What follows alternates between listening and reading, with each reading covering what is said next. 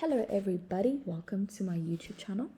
Today I will be giving a nice in-depth run through of what this application does. I've created this app for my programming 2A POE and this is part 1. So stick around for the part 2 and part 3 that will be coming in a couple months for when it's due.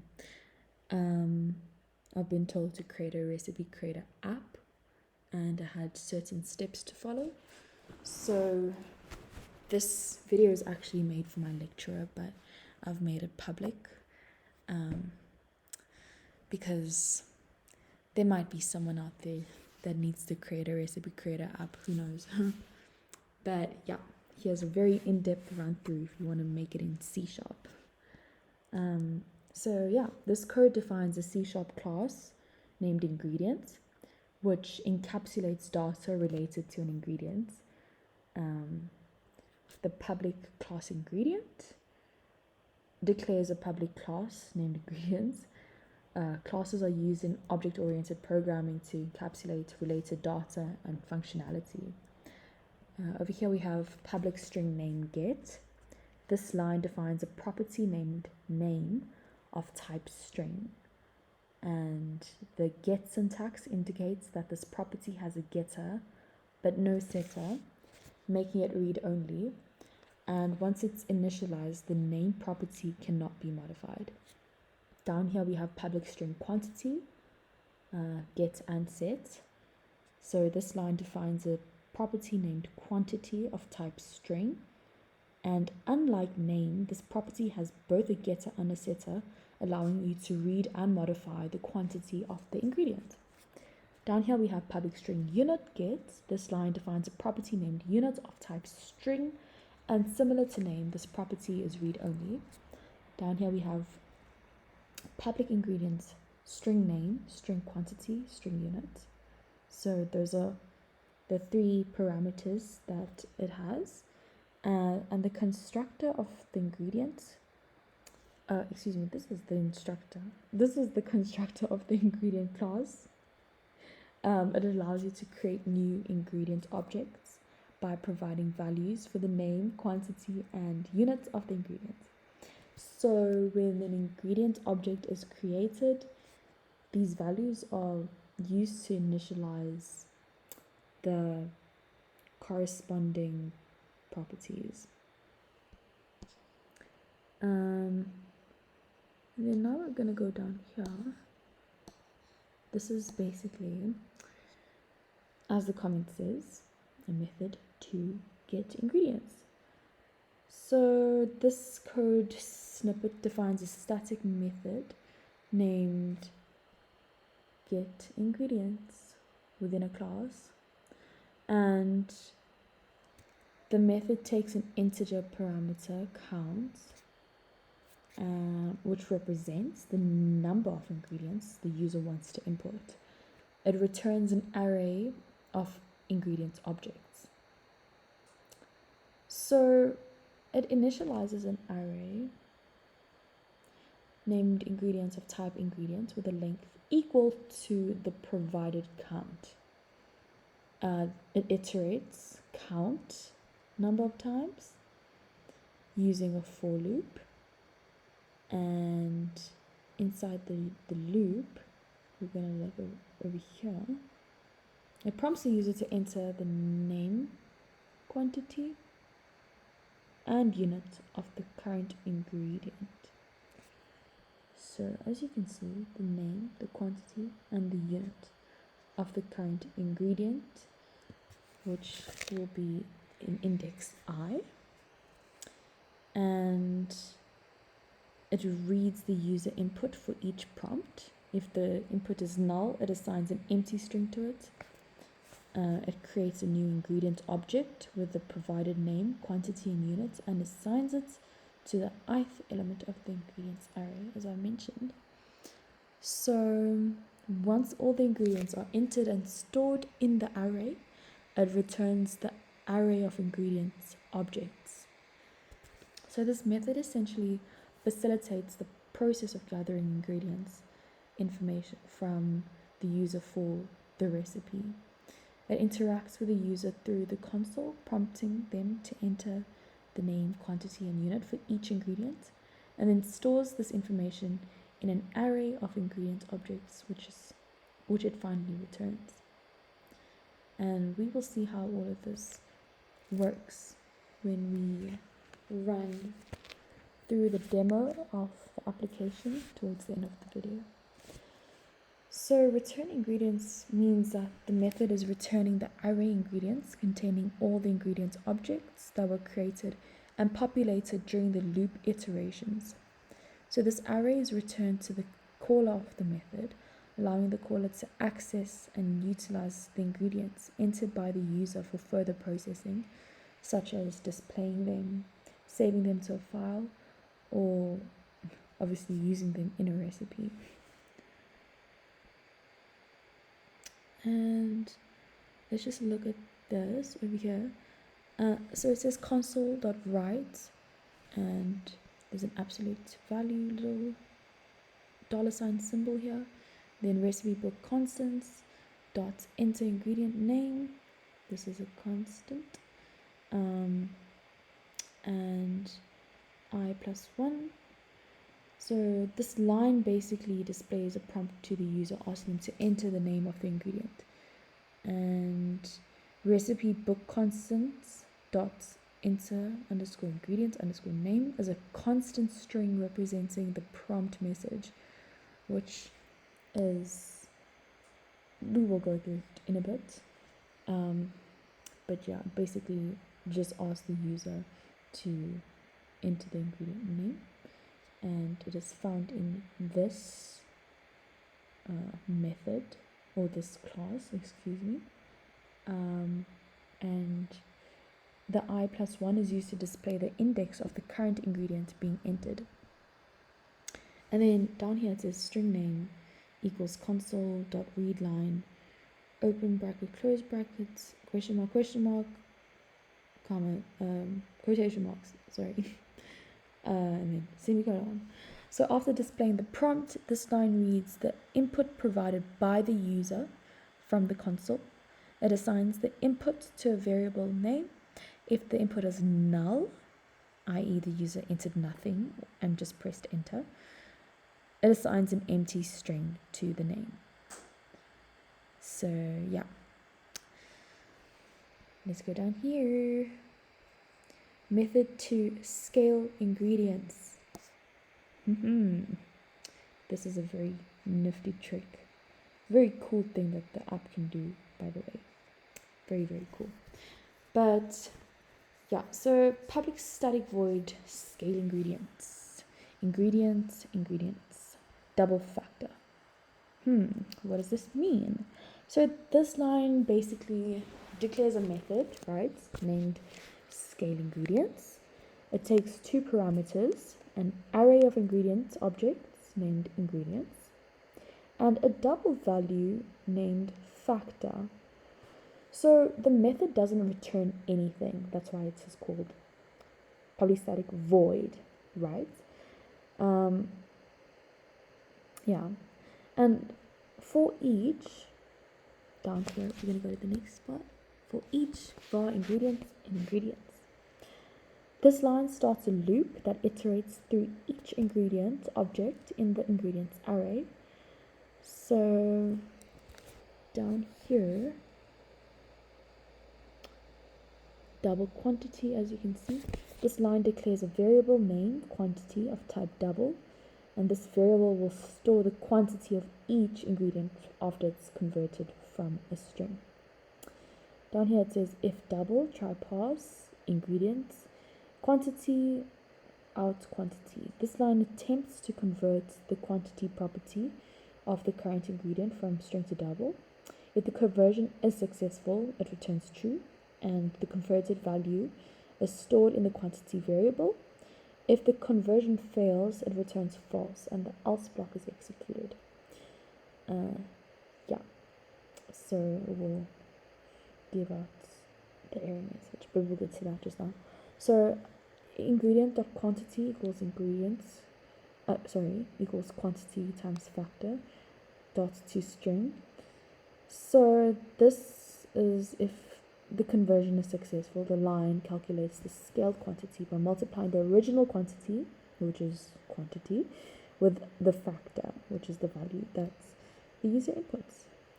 Well, the one they choose out of the three. There are only three options, but we'll get to that in a bit. So then it converts the result back to a string and it assigns it to the quantity property of the current ingredient. And then down there at the bottom you can see console.writeline, $, error passing quantity for ingredient, and then the ingredient.name. So if the conversion fails, i.e. the quantity cannot be passed as a double, this line prints an error message to the console indicating that there was an issue passing the quantity for the current ingredient. The loop continues until all ingredients in the array have been processed. So in summary, long story short, this method scales the quantity of ingredients in the provided array by a given factor, and it attempts to convert each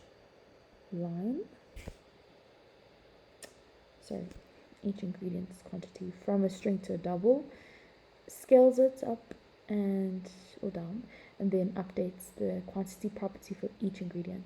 And if there's any issue with passing the quantity, it prints an error message.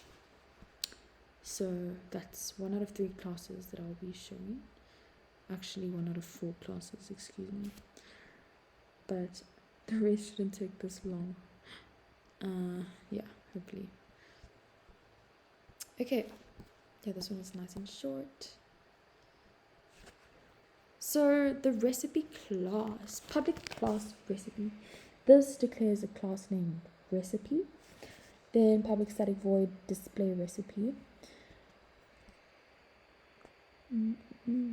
Over here it is ingredients, string, steps. So this is a method within the recipe class that takes 2 parameters, an array of ingredient objects named ingredients, and an array of strings named steps. It doesn't return any value, so that's why it is public static void. And inside the method, it displays the title of the recipe using recipe book constants dot recipe title. It displays the title for the ingredients section using recipe book constants dot ingredients title. It then loops through each ingredient object in the ingredients array and displays its quantity, units, and its name. So you can see. Next, it displays the title for each of for the steps section, using recipe book constants dot steps title. Finally, it loops through each string in the steps array, displaying its index starting from 1, along with a description of the step. This method essentially formats and prints out the recipe, including its ingredients and its steps in a structured manner to the console.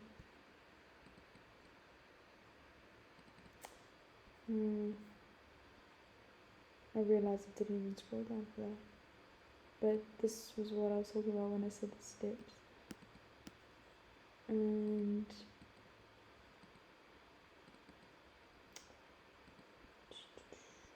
this is the program class. So up here we have a display of the welcome message, which is also retrieved from the recipe book constants class. Over there. And yeah, we have, excuse me, give me 2 seconds. Okay, so we have this little piece of code that gets ingredients count, and this line over here basically just prompts the user to enter the code, to enter the count of the ingredients using the message provided in this little class that has that. And the entered value is just stored in the variable ingredient count. And in the get ingredient details over here, the ingredient over here is, excuse me, sorry, let me speak proper English right now. So this line basically just retrieves the details of the ingredients based on the count entered by the user. So it calls get ingredients method of the ingredient class, passing ingredient count as an argument, and the details are stored in an array named ingredients. Then we have the get steps count. Int step count equals get user input integer, open bracket recipe book constant dot enter step count, close bracket. This line basically prompts the user to enter the count of steps using the message provided in recipe book constant dot enter step count. The entered value is stored in the variable step count. And then the get step details. So string open square close square bracket steps equals recipe dot get steps with the parameter step count. So this line basically, excuse me, that's not a parameter. Yeah, I take that back. So this line retrieves the details of steps based on the count entered by the user. It calls the get steps method of the recipe class, passing step count as an argument, and then the details are stored in an array named steps.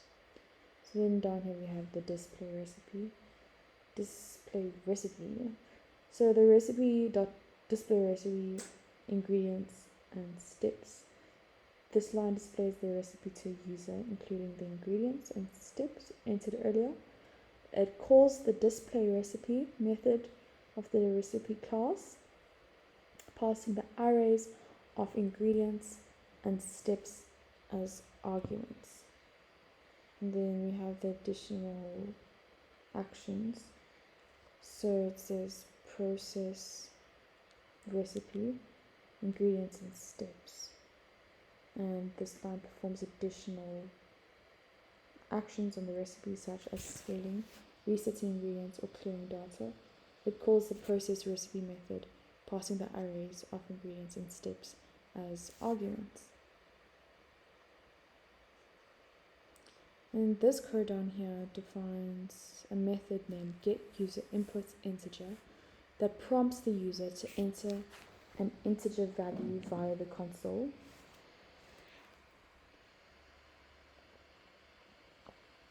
And then a private static int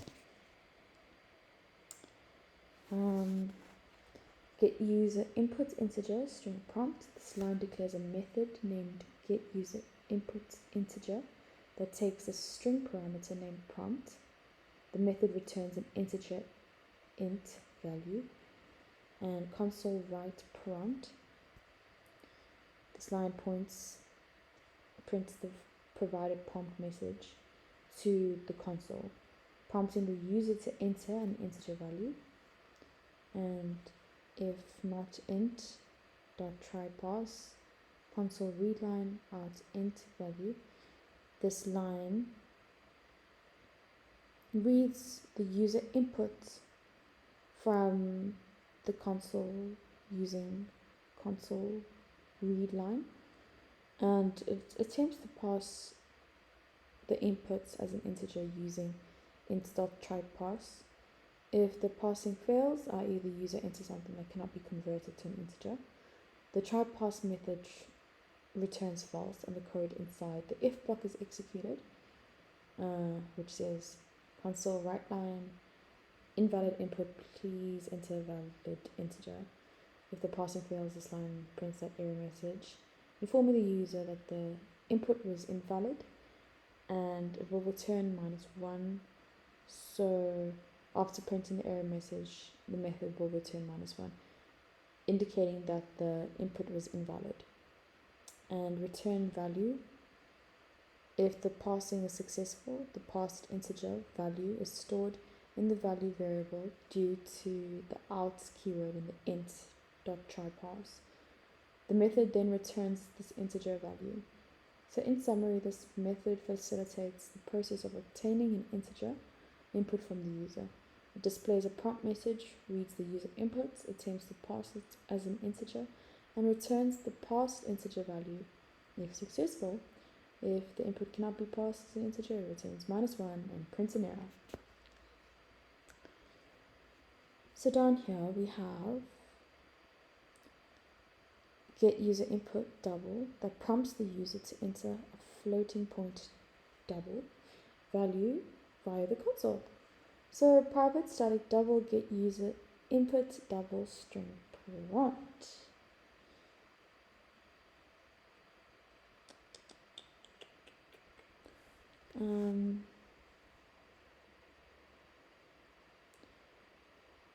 So this line declares a method basically named get user input double that takes a string parameter named prompt. The message returns a floating point double value.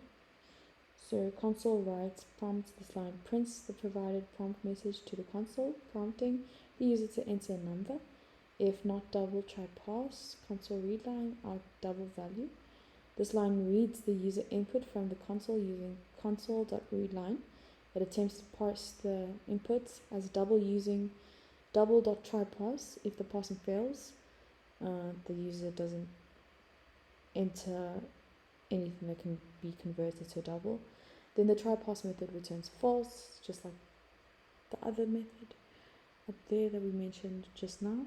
And the code inside the if block is executed, and which outputs invalid inputs. Please enter a valid number.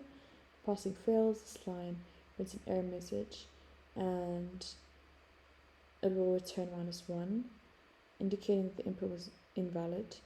And if the parsing was successful, the parsed double value is stored in the value variable, and yeah, this is because the out keyword in the double.tryparse.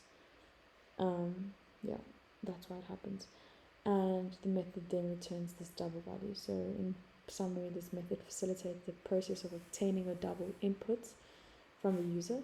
It displays a prompt message, reads the user inputs, attempts to parse it as a double, and returns the parsed double value if successful.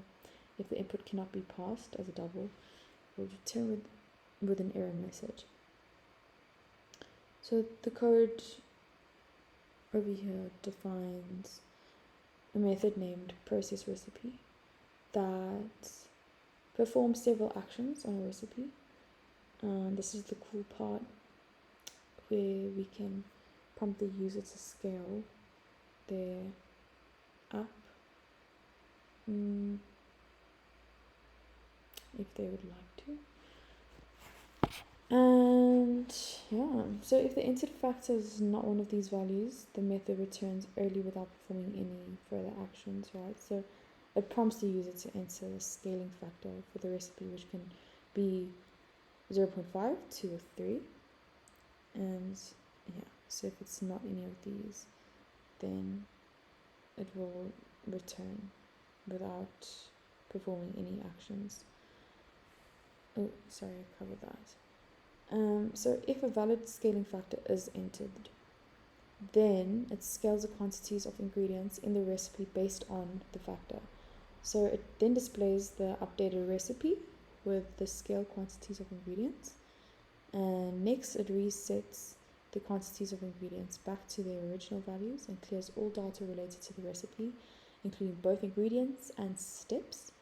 And finally, it prints a message indicating that the quantities have been reset and the recipe has been cleared, prompting the user to enter new recipe details. So yeah, that's pretty much most of the source code. And now we're going to go to the recipe book constants class. So this class named recipe book constants serves as a repository for storing constant values used throughout the recipe creator app. And here's what each constant represents. Welcome message. This constant holds the welcome message displayed to the user when they start the recipe creator app. Enter ingredient counts. This one holds a prompt message asking the user to enter the number of ingredients. And then enter ingredient name. This constant holds the prompt message asking the user to enter the name of the ingredients, and so on and so forth. And by centralizing these constant values in the recipe book constant class, it ensures consistency and easy maintenance throughout the application, and any changes to these constant values can be made in one place, simplifying the process of updating the application's user interface and prompts. And now we will be going through the console app. It's a little demo. So it says, welcome to the recipe creator app. Enter the number of ingredients in your recipe. I'm going to make it a very short recipe. Let's make some tea. So we need water, milk, tea bag. Let's just leave the milk out. Black tea, water and tea bag. So 2. Enter the ingredient name for ingredient 1. Tea bag is, yeah, we're just making it an ingredient. Enter just the value of the quantity for ingredient 1. So 1, and then the quantity units, it's sachet. Okay, so the ingredient name for number 2, for ingredient 2, that is water.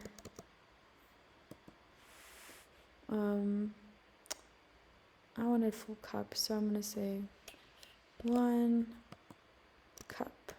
That's the unit for the ingredient 2. So enter the number of steps. So you have to first boil the water. 2, place a tea bag in a cup. 3, pour boiling water into the cup with the tea bag. So 3 steps. 1, boil water, boil water. Step 2, place the tea bag in the cup. Step 3, pour water into cup with tea bag and enjoy. Voila, here's your recipe. Steps, enter scaling factor. Let's make it for 2 people. So let's just say we want to make it in a jug for some odd reason. And then now it says 2 sachets of tea bags, 2 cups of water, and then boil the water, place the tea bag in the cup, blah blah blah blah blah. So yeah, that's the app. Thanks for watching this video. I hope it was informative. I know it was very long and boring, but hey man, I need to get my marks. If my lecturer is watching this right now, which he probably is, well, he should be. Shout out Musa. Please give me a good mark. Thanks for watching, guys. Cheers. Have a lovely one.